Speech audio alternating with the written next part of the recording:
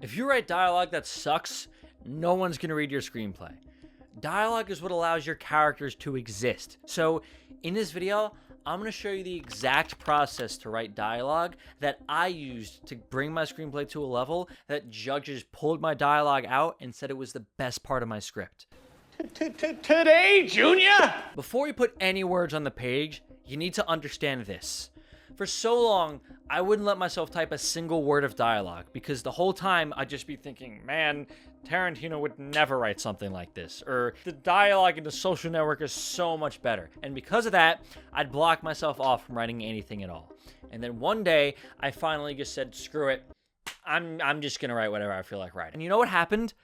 Dialogue just started spilling out of me right then and there, and it was better than anything I ever wrote while trying to force it to be good. This is how you need to think about your dialogue. When you first start writing, it's going to feel like you're walking through mud. You know, it'll be slow and very frustrating. You're not gonna get any words out, but you need to stop trying to make it so perfect, okay? Because you're not Quentin Tarantino. You're not Aaron Sorkin. You're you. And that's what makes your dialogue great, is that you write what you want to write. Well, why don't you just concentrate on being the best you can be? Did you really just say that? I was kidding. The key is just to get words down on the page. If a line of dialogue comes to mind, don't sit back and think to yourself, is there something better he could say? Or, this is stupid. Just write it. Because once you start, you'll quickly find a groove and the right words will just come to you. It's like Newton's first law. An object in motion stays in motion. Think of it this way. If you never get any words on the page, then you won't have any dialogue. But if you write something bad, at least you have something that you can fix. Now, we're going to talk about that process. How to take your vomited up dialogue and turn it into something that's actually decent. And if you're a screenwriter who's struggling to get their screenplay across the finish line, click a link in the description below if you want to finish it in the next 3 months. To show you the right way to write dialogue, let's look at this scene from Reservoir Dogs. We ain't taking him to a hospital. We know he's gonna die. And I'm very sad about that, but some fellas are lucky and some ain't.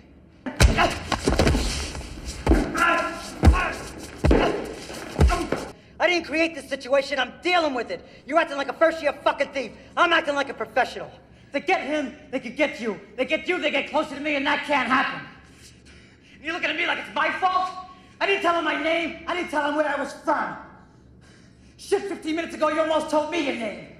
Your buddy there is stuck in a situation you created. To understand why this movie is so good, we need to look past all of Tarantino's signature quips and just look at the root of his characters. While Mr. White genuinely cares about saving Mr. Orange and wants to take him to a hospital, Mr. Pink is just in it for himself. He could not care less about what happens to Mr. Orange. I mean, he's fine just leaving him there to die.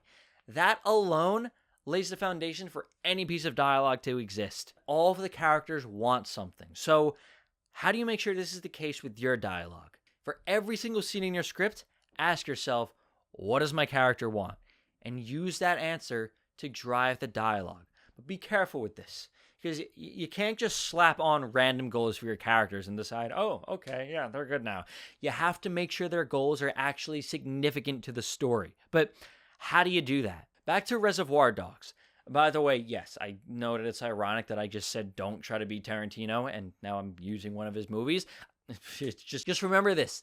We're talking about the foundations. The nitty-gritty lines, that's where you make your stuff stand out, and I'm going to show you how to do that in a minute. It's up for debate who the main character of Reservoir Dogs is, but for the sake of this video, let's just say it's Mr. White. So, throughout the movie, if Mr. White's goal is to save Mr. Orange, every other character's goal should somehow revolve around that, which is why Mr. Pink's goal of saving himself works so well. His desire to stay under the radar and not get caught completely goes against Mr. White's goal to save Mr. Orange. That's what makes the movie so great. Because there's also Mr. Orange himself, and obviously his goal is the same as Mr. White, to save himself and not die. At least on the surface, it is. Wink, wink. If you've seen the movie, you know what I'm talking about. When you're giving your characters goals, make sure that they either directly conflict with or support each other. Now you might say, well, in this scene I'm writing, my character doesn't really want anything. They're just existing. Like, if you're thinking that, you're way off base, all right? You got to go back to screenwriting school. No, but seriously, any of your characters who has a line of dialogue should want something. I don't care if it's a waiter who comes by and says one line. Even him. He wants to serve the people who are eating. So to recap, give each of your characters a goal and make sure they all either conflict with or support the main character's goal. And now, I'm going to show you a trick that will increase the stakes of your dialogue and make it 10 times more interesting for anyone who's reading it. So, I was writing a scene where one of my characters got fired from his job and he didn't tell his dad. So he was talking to his dad at dinner and he finally reveals it to him, and then his dad just starts yelling. But I don't know, I thought it was kind of boring, so I was just trying to think of ways that I could spice it up a little bit. And I just made one simple adjustment. I made it so that his father knew that he got fired, but didn't tell him that he knew. Instead, he just asked him how work was to see if he would be honest with him. So now, while they're sitting at dinner, while the son thought it was just some random small talk, the father was actually prying him to try to get him to crack. I'm running a business, and I'm just earning a living. Earning a living? Is this what you call earning a living? Is that earning a living, huh? Scenes like this are very powerful in dialogue. If your character is trying to get something out of another character, whether it's by gaslighting, deception, or even seduction, see what happens if you keep it a secret, so that no one, sometimes not even the audience, knows what the character wants until it's too late. This makes the audience lean in, and it makes your script a lot more surprising. But that's only the first part of writing great dialogue. But if you really want to take it to a professional level, you have to do this next. Otherwise, your script is just going to read like every amateur script out there. For this part, we're going to take a look at a scene from The Departed, which, by the way, it's one of my favorite Martin Scorsese movies. If you haven't seen it, don't worry. This isn't a spoiler. You know everything that I'm about to say pretty much right off the bat. But just to fill in the gaps, Leonardo DiCaprio is an undercover cop who's infiltrating Jack Nicholson's gang. And up until this point, Jack Nicholson has suspected Leo of being a rat. And this is the scene where Leo convinces Jack that he is not, in fact, the rat, even though he is. You want to be me? I probably could be you. Yeah, I know that much. But I don't want to be you, Frank. I don't want to be you. Heavy lies the crown. Sort of thing. Yeah. If this scene never happened, Jack would still suspect him afterwards, but it does. So, for the remainder of the story, as far as Jack knows, Leo's on his side. This dialogue has purpose, and that's what all of your dialogue needs. But how do you make sure your dialogue has purpose? Go through every scene in your script again, but this time, ask yourself, what is the purpose of this scene? On some level, it should contribute to the plot, where if you were to remove it, the story just would not work anymore. It's like in The Godfather. If Vito Corleone never gets shot, nothing else in the movie is going to happen. Or in Toy Story, if Buzz Lightyear never sees the commercial and realizes that he's actually a toy, then he's never going to become friends with Woody. If you can take a scene out of your story and it has no effect on the story whatsoever, 9 times out of 10, you don't need it. Then go through every line of dialogue in the scene and make sure it contributes to that purpose. Now, at this point, you're probably thinking, oh, but moving the plot forward isn't the only thing dialogue has to do. And you're right. But you're only half right. Here's what I mean. In The Social Network, there's a few scenes from the movie where we see the Winklevoss twins, or the Winklevi, as Mark puts so bluntly. The Winklevi aren't suing me for intellectual property theft. They are suing me because for the first time in their lives, things didn't work out the way they were supposed to for them. They're rowing boats. And you might argue that these scenes serve absolutely no purpose to the story. I mean, this is a movie about Mark Zuckerberg creating Facebook. What does these two random guys rowing boats have to do with anything? And that's an understandable critique, but it's not that black and white. Listen to this scene. Is there any way to make this a fair fight? Jump out and swim. We'd have to jump out and drown. This is great dialogue, and not just because of how witty Aaron Sorkin is, but it shows us just how conceited Cameron and Tyler are. That as far as they're concerned, they're amazing, and they should excel at everything they do on top of anybody else. This gives them so much more weight in the story, because if we didn't see how competitive these two were and how desperately they need to win, their scenes wouldn't matter as much. But because we're given a foundation for who they are before we get into the movie, their actions have so much more depth. This is why I hate writing out huge bios about every little detail of characters, because to me, it's irrelevant what your character likes for breakfast or what kind of music he listens to if it has nothing to do with your story. If your character's goal is to become the biggest hedge fund manager in the world, and he does it by screwing people over, show that he has the capacity to do so up front. Like, in the beginning of the movie, maybe he's doing something scummy, like stealing from a store or sleeping with his best friend's wife. Just ask yourself, which parts of my character are actually important to the story?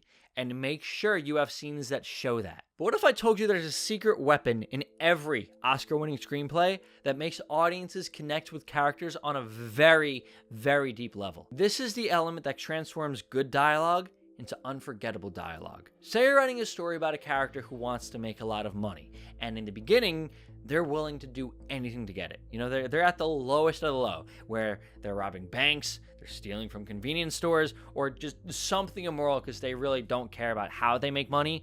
They just want to get money. And maybe you want the movie to end off with them learning that they shouldn't do bad things to get money, that money needs to be earned, and therefore it should be through something that's actually respected and good. This character can't just randomly wake up one day and have a complete change of consciousness where, you know, events need to be happening to him throughout the story that gradually push him towards this revelation. Like, maybe this character sees the aftermath of someone he robbed and how horrible their life is because of him. In As Good as It Gets, which as you can see is on my wall now, Melvin Udall starts off having no regard for how other people perceive him. But as he starts getting to know his love interest, he changes.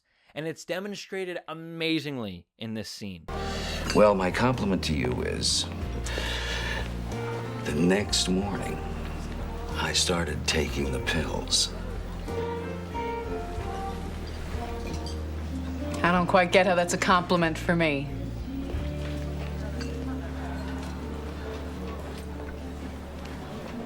You make me want to be a better man.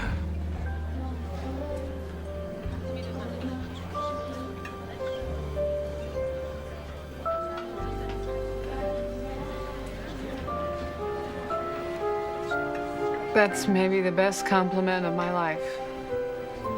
So what does this mean for your dialogue? Movies are a visual medium, yes, but you need to use dialogue to show when your character has a revelation. You can't just expect the audience to understand without being told. And now, you might be wondering, well, what about the specifics? I mean, how do I write good lines of dialogue? And if you are, you missed the entire point of this video. I mean, I used to think about it this way too. Every time I was writing dialogue, I'd ask myself, what's an awesome line my character could say here? But because of that, I was forcing every word they said, and it just came off stilted and unnatural. But once I started focusing on my characters and who they are and what they want, the things they said just came out automatically. I didn't have to think about it the same way you don't think about what you're saying before you speak. You know, you just say it. And yeah, there's going to be things that you cut out when you go back and revise your script. But ultimately, if you figure out all the details that I went over in this video, it really won't be that hard to write your dialogue. And then the individual lines won't matter because of how real your characters feel. A good line is not a good line on its own. It's just powerful because it aligns with who the character is. If you just took all of Quentin Tarantino's best movie quotes and then gave them to your character, it really wouldn't make any sense. So if you want to level up your own dialogue, you can do it from this very simple video that's already transformed hundreds of writers' dialogue scenes. I've turned it into a very simple process that you can discover here.